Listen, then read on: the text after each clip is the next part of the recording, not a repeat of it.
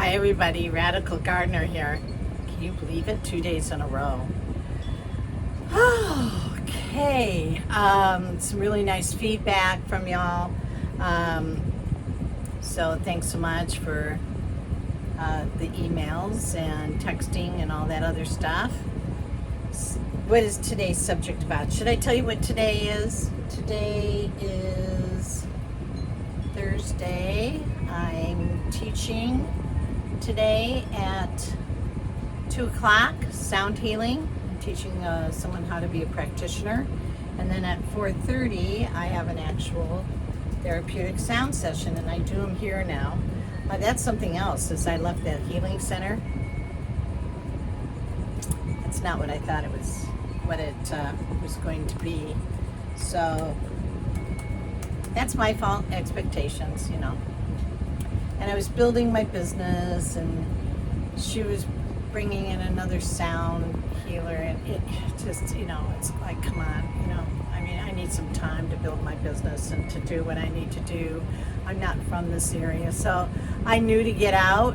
I don't need it to cost me however much it's going to cost me a month for rent. I'm so glad I did. I'm so glad I did that.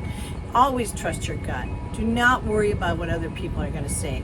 Be as pleasant and, you know, and have great manners, and, you know, take into consideration, you know, whoever might be affected by your decision making, but don't let it stop you from making a decision. And for me, I paid her for a month. I wasn't going to be there, and I left. So, you know, she had time to find someone else, which she did. So it all works out. She gets to have somebody that might be happier there and be there long term. And then, you know, and I'm happier where I am. I mean, these things do work out. You know, no drama, you know, doesn't have to be. So, yeah. So what are we going to, what is today? Today is May 26th. It's a Thursday. So anyway, I'll talk a little bit more about the wand, but I want to talk about the thyroid. If you guys, I even hate saying this because this is not me. You know, this is not me. If you want to sell it, let me know. This thing's going to be huge. There's nothing like it out there. Just nothing like it. There will be. I mean, you know, we're starting to really rock and roll on these, you know, complementary healing devices. So, but anyways, it's really simple. I would not do anything at this point unless it was dead simple. You know, I spent my life not only being an artist, but I was always stuck in a way. Stuck isn't the right word. I chose to do the administrative part because I was the one that could do it best, and I just had a knack for it. But that means that's what I was doing all the time, and you know, and I just never want to do that again. Yeah. And by the way, I'm never cutting my hair again. I've decided. I wear braids most of the time, so enough of that stuff. All right, so we're going to talk about the thyroid. All right, so I read all the, Gretchen and I read these together. These are the Spalding books. You can look him up. His name is Baird T. Spalding, Baird T. Spalding. They're pretty trippy, these books. You know, I believe, when was this one written? The 16th printing is 2019. When was the first one? Well, he's talking about being in India in the early 1900s. Here we go. So, Baird Thomas Spalding, 1857 and 1953, and his grandfather and great-grandfather were basically in India. So who he ran across, some of the, you have to read the books. They're very easy to read. They're small. And so Gretchen and I were reading these out loud. You know, it's been our new thing, is reading out loud, so that it's easier for us to comprehend some of the stuff that we're reading, and we can discuss it, and we're been each other's support through the craziness. Everybody needs support. So if you work, and maybe not, maybe you don't have to work in the healing business, but you understand that there's 3 components to being healthy: spiritual, mental, physical. And the way it usually goes is you become ill in the spiritual first. It's a disconnection from all that is, which is God. So the disconnect is where you start to become ill. The mental is then other things start to happen because of the disconnection. Fear, worry, living outside of the moment, ego, lots of stuff. So, and living in the past, man. You gotta live in the moment. That is really key. And then physical. Okay, so the physical. By the time it gets to the physical, some stuff has been going on before it ever got there.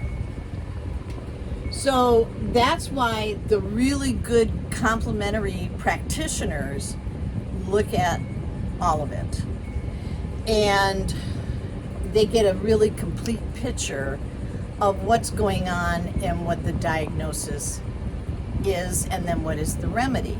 Okay, so you get a much more, in my opinion, a much more complete or an overall assessment of what's going on and what you need to take to remedy it. So this is talking about the thyroid spiritual component. Wow. All right. Today we have somewhat of a technical subject, which is, however, one of the very great importance of very great importance to all, as it deals with the scientific side of spiritual development. So here we go. My favorite thing is combining the vitalistic world, where everything has a soul, with the mechanistic world, which is science. The thyroid controls the whole endocrinal system. Endocrinal system. I have a hard time with the word, and each time I say it, I'm going to say it better. Bring it into harmony with all of the other glands and the whole glandular system. Thyroid is a big deal. It is through this development that the spiritual faculties are brought into conscious use. Let me read that again. It is through this development that the spiritual faculties are brought into conscious use. That is, through the stimulation of the thyroid, the spiritual faculties are brought out and correlated. Healthy spiritual state is a healthy thyroid. A healthy thyroid is a healthy spiritual state. They are connected. So the question here is, will you please enumerate the glands for the benefit of those who are not familiar with physiology? There are 7 of these glands: the pineal, the pituitary, the thyroid, the thymus, the pancreas, the adrenals, and the gonads. The thyroid is the most important. It straddles the trachea with 2 lateral lobes and 1 central lobe. The gonads dominate between 14 and 45. The thyroid especially dominates from 45 onward. It doesn't begin to function until the advent of puberty. So the gonads are dominating you between 14 and 43 years old. Then the thyroid especially dominates from 45 onward. And that just makes sense. We're collecting our wisdom. This is where we should be utilizing our wisdom as we get older. It doesn't begin to function until the advent of puberty. The pineal is more or less active until that period of life. The true outer function of the pineal is to delay the advent of puberty until about the 14th year, or until the body becomes strong enough. Many children have more or less spiritual vision for that reason, right? Okay, so they're more in their pineal than they are in their thyroid energy, maybe? Many children have very remarkable spiritual insight during their earlier years until this period is reached. Question: what methods do the masters use in stimulating the function of the thyroid? Later in life, they use a method of stimulating its action by centering on the thyroid. This brings it into physical activity, and it begins to develop to a greater extent right along, feeding the body until it becomes regenerated. They do not use chemicals at all. It is solely by the concentration of thought upon it. What is the influence of oxygen from a master standpoint? Let's remember these masks, shall we? If it is inhaled in a natural way through the breath, it has the greatest stimulating influence. So you guys, the mask, I'm telling you, everything about those was so wrong, is so wrong. I mean, cutting us off from our sound, and our society, our collective consciousness is in fifth chakra right now. It's in fifth chakra. So that is our expression of our voice, and we use our voice to fully express ourselves. So what's happening when you're cutting off our sound? We're literally stunting the progression of the human species because we are being stilted in our communication, which is their fifth chakra. So if it is inhaled in a natural way through the breath, it has the greatest stimulating influence. They do not give it otherwise. They give exercises to stimulate the respiratory organs in order to take in and assimilate more and more oxygen all the time. Oxygen, oxygen, oxygen. What were those masks doing? The control of the body is, as we understand it, through the thyroid in relation to this respiration of the body, the influence of the thyroxine. So,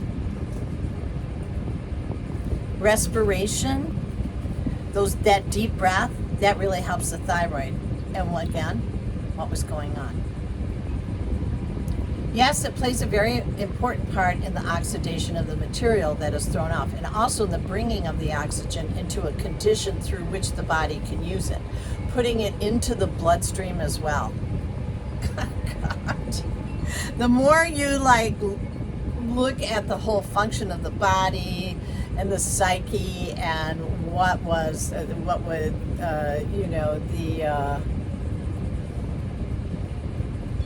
God, I just have no words for, the opposing forces, let's say. I'm trying to be positive here.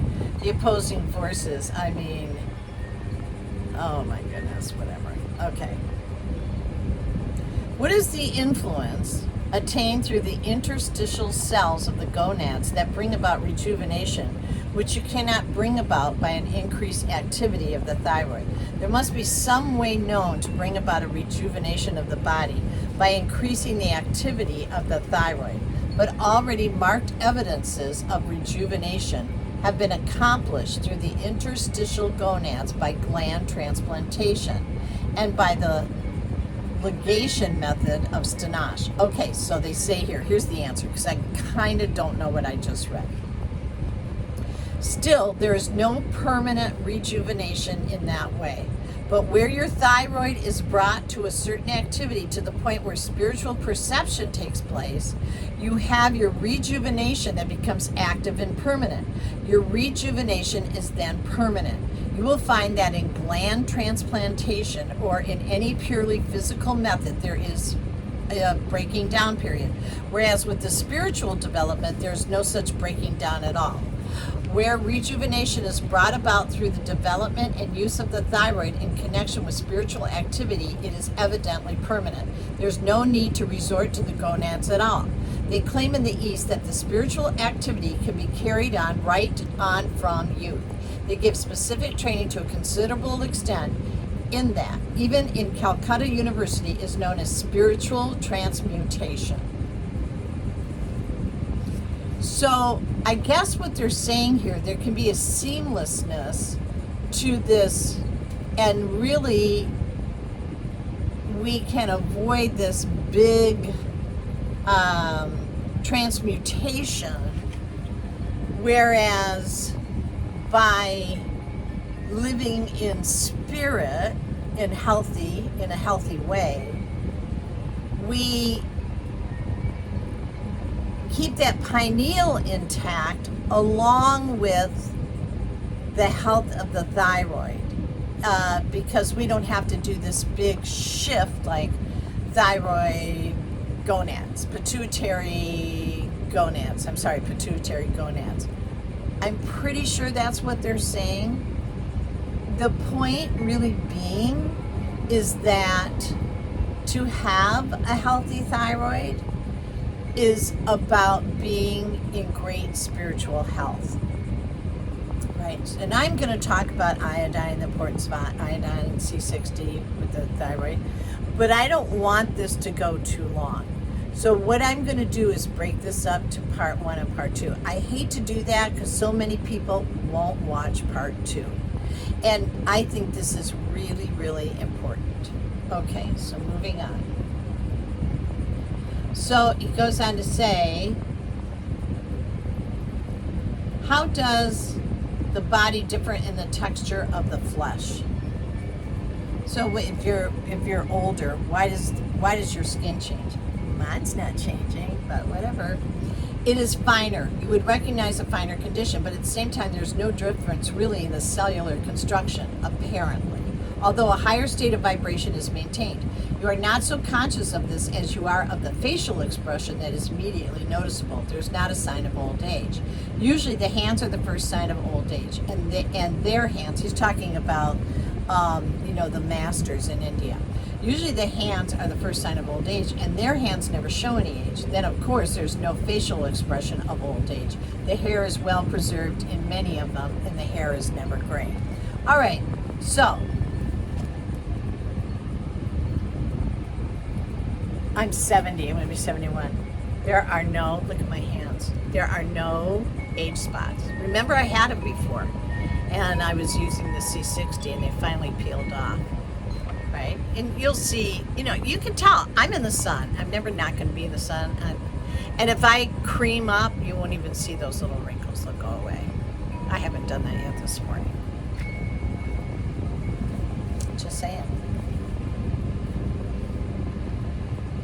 So, and I think young. That's key. Take some of the younger individuals that you have mentioned who are about 75 or 80 years of age, and they look their age, and changes come about to them so that in the course of a few years they become 40 or 50. Was the influence spiritual, and was it working through the endocrine system? As soon as the spiritual understanding is stimulated to any extent, the endocrine system begins to operate, and as they say, it comes into its own proper activity. It is just harmonized and speeded up in its action. Each individual still moves in the direction of creating this youth. We have seen that accomplished in a very short time. We had one very remarkable instance. One of the old coolies who was with my grandfather, and who at the time was an old man, came and asked to go with us on one of our expeditions. I said, no, you are too old.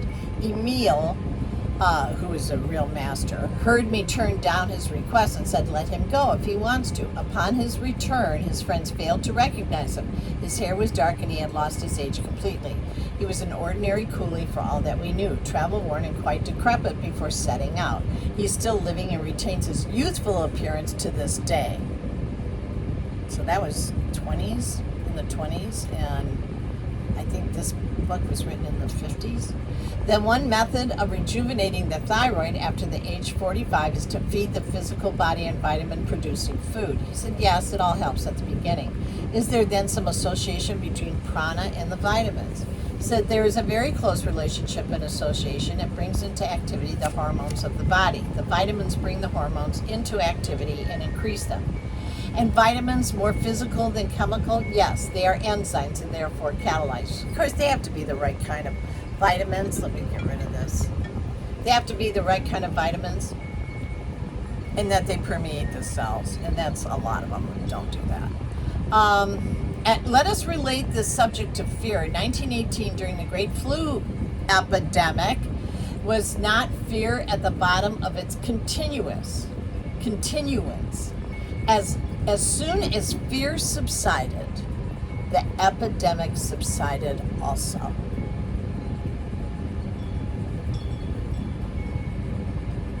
It's written in the 50s, maybe the 40s. As soon as fear subsided, the epidemic subsided also. If fear is overcome completely, the thyroid will be undisturbed by any negative emotions.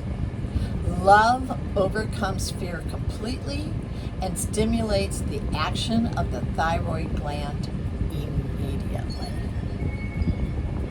I have heard of many fakirs and of some men of real spiritual attainment who have eaten nails, glass, and poisons of various sorts and have survived for a time and then suddenly collapsed. They would go on perhaps for months or years. And then the answer is the cause is, he said they die because the cause is primarily egotism. I mean, why else would you do that? Within conscious activity, the thyroid ceases. Okay. So when somebody goes into tremendous ego against separation from spirit, God energy, thyroid ceases to secrete and distribute the antitoxin. Nothing else will destroy the function of the thyroid gland so readily as egotism, which destroys all spiritual activity. Da da da da da da da. Right? It does not pay to be afraid. You listen, all this financial insecurity coming up, are we going to have gas, are we going to be invaded by China? I mean, there's all this, whatever. People are afraid on many, many levels. Forget it, man. You can't do anything about it right now. Just forget it. I mean, if there's something you want to do in local politics, if you want to vote in, a healthy school board, if you want to get out and help, vote the right people in, you can do that. But really, the most important thing you can do is not be in fear and take care of yourself. So, I mean, I'm in a little place. Believe me, I've got my way where I could stockpile. I don't keep it here. I mean, that'd be silly. But it's very close by. I can ride a bike to it. And, I've got a lot of plants. I have like 4 or 5 places where I can grow stuff. I don't really need to grow anything because I'm pretty prepped out. I've been prepping for 10 years. And so I have a lot of dry goods, and I dehydrated so many greens, so I sprinkled that in my soups and over my rice and what have you, so I have that too. But I am growing some things, and I was so burnt out. I built 3 major gardens, one on Harson's Island, and then my garden in Berkeley. And I was in love with that garden. I was in love with that garden. The garden was my heart. And then I did the tropical garden, so that was 3 gardens in within 8 years. That and building a complete garden like I do is a ass kicker. So when I moved in here, I brought all my plants in pots and I planted some things in the ground. You're not supposed to, but I did it anyway. And it's hard for me to kick into gear on this because it's just again. But I'm starting to get there. And I need to wait until it cools down a little bit. I mean, gardening in, 90 degrees, I can do it. And you can garden in the morning, you can garden at night. I like to be out there all day long doing it. So, probably when we get closer to September, I'll get back to it and start growing my food. I have lots of seeds. I know where to get seeds, who will always have them. So I'll go there and get them. But even if I didn't have all of that, I really don't worry. I mean, you do what you can, and then you leave the rest. If what you can afford is a bucket of this and a bucket of that, and some of this and some of that, have it. If you care about your animals, be prepped. Because they're going to go after the pet food. I told you that a year ago. They're already going after the canned cat food. I think I told you that before. I said they're going to target pet food. I could feel it coming. There's things like powdered milk and powdered sugar and powdered sour cream and all that. I have all that. So if I want to have those things, I have them. And, if I didn't have them, I would just have rice and beans and I would live on that. I mean, why worry? Why? What does it do? It does nothing. Zero. Zilch. Nothing. Shuts down your thyroid. I'd rather look young. So that's about it from me. I'm going to talk about remedies in the next video, which I've got a lot coming up today. So I'll try and do it this evening, but probably going to be more like tomorrow, because I want to talk how C6D and iodine and all of that plays out in us protecting our thyroid. Okay. All right, Radical Gardener, from my garden to yours, may your garden always grow. I'm sending you a ton of love. Okay, love you everybody. It's great to be back. Okay, bye.